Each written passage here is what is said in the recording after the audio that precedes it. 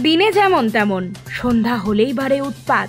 কারখানায় অবশিষ্ট আর কিছুই নেই, তবু চোরের উৎপাতে ঘুম ছুটেছে শ্রমিক মহল্লায়। এক সময়ের গর্ব ছিল যে কারখানা, সেই ডানলপ কারখানা বন্ধ হবার পর থেকেই কারখানার ভেতরের যন্ত্রাংশ চুরি করা শুরু করে চোরেরা।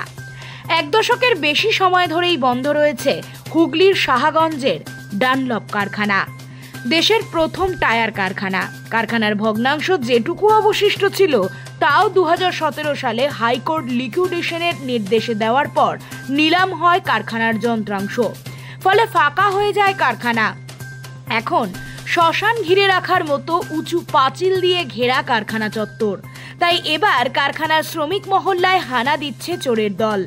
মহল্লার যেসব কোয়ার্টার ফাঁকা থাকছে সেখানেই হানা দিচ্ছে চোর, তবে সোনা গহনা বা টাকা পয়সা চুরি করছে না তারা।